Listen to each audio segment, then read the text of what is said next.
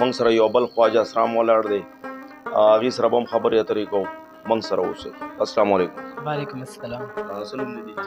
جی زما خپل نوم اسد دی او سپینه کوکو باندې مشهور یم. دا بل هم اسد دی او ته هم اسد دی؟ جی دواړه اسدان راغلي. جی سبق ته ویلی دی؟ جی سیم وکړه. سیکنډ یم. سیکنډ ایئر. ښه بیا خو ماشاءالله ایجوکیټډ دی.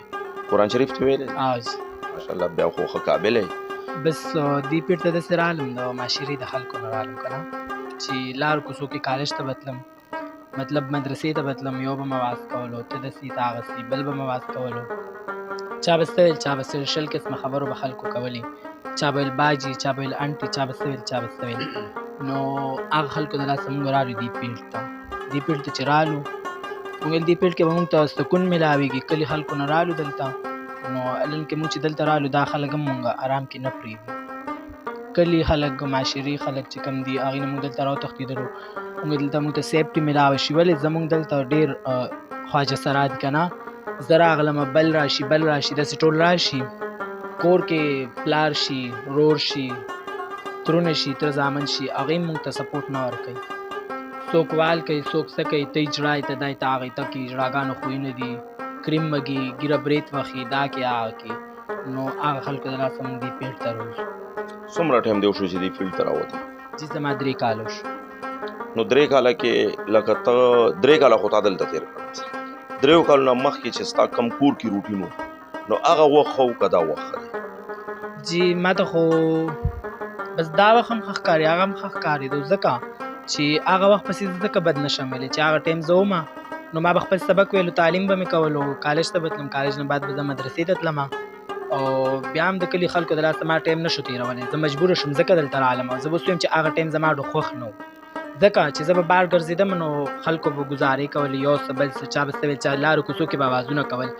نو دلته رالم، دلته چې رالو مونږ ښځو نه هم سخت ژوند تېرو، کمرو کې ناست دي او خلک اوازونه کوي، بار نشو تللی، پټ مخ ځو پټ مخ راځو، دنیا لانجې دي، څوک څه وایي څوک څه وایي.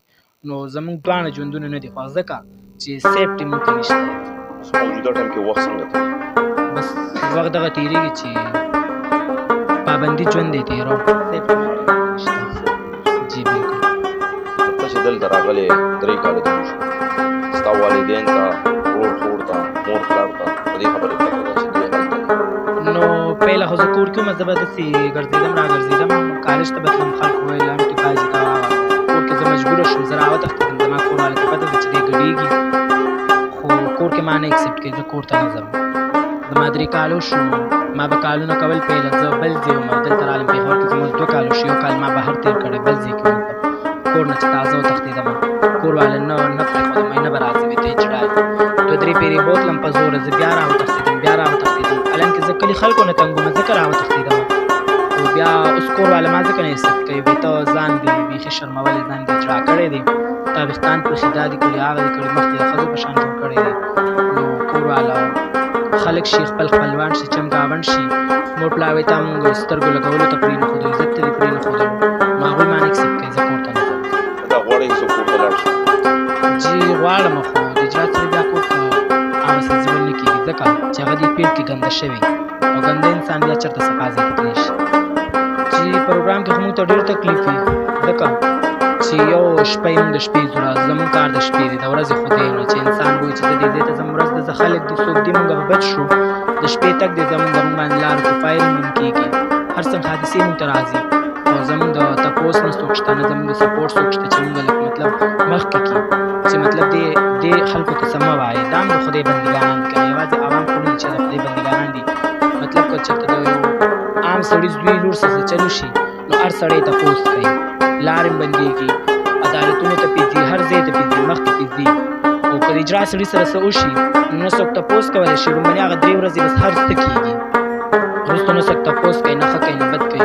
لار کې مونږ سره دنیا مسلې راځي، مونږ خلک ووښي کوزم کې ویښتان رانه ووښي، او مطلب نور هر څه ریپ داسې یو څه بل څه وغیره، پیسېګانې رانه واخلي، موبایل یې واخلي، بال ټسول وشي، هر څه راته کېږي.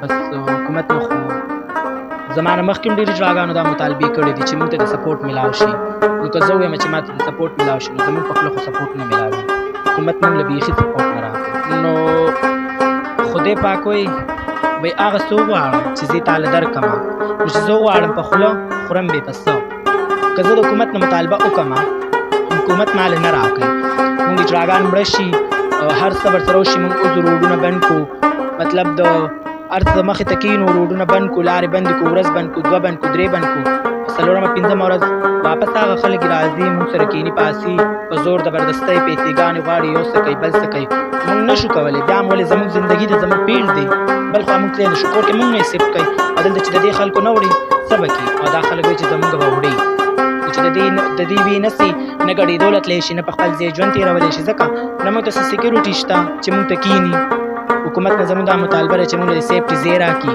مونږ ته د خپله سیکیورټي راکړي ځکه چې زموږ دا ژوند سیف شي څنګه چې د عامو خلکو دی څنګه چې مطلب د حکومت د سیډه سرکاري خلکو ته سیفټي ځای نه دي مطلب سرکاري لیډیز دي یا مرد دي هغوی دپاره څنګه سیفټي ځای نه دي سیکیورټي ورته ناست دي ګاډي دي یو څه دی بل څه دي ښه په ارام ځي راځي نه پرې چا ډزو کړو نه چا ښه کړو نه چا بد اجرا سړی چې د شپې خپلې هرې مزدورۍ له ځي هر سړی پرې ډزم کوي هر څه کوي روزي پیسېګانې مخلي او اجرا سړي دپاره نشته نو زه د حکومت نه دا مطالبه کوم چې سیفټي دې م راکړي نو ته که سیکیورټي دې م راکړي پیسېګانې دې مونږ له حکومت نه راکړي ځکه مونږ ګټلی شو ځان له ګټلو والي 10 ګټو 20 ګټو حکومت نه پیسو مطالبه یو اجرا هم نه کوي چې څومره خواجه سرا دي په KPK کې دي آل دغه کې دي نه کوي دې څوک هم ځکه صرف اجراګان صرف سیفټي غواړي مونږ ته سیفټي راکړي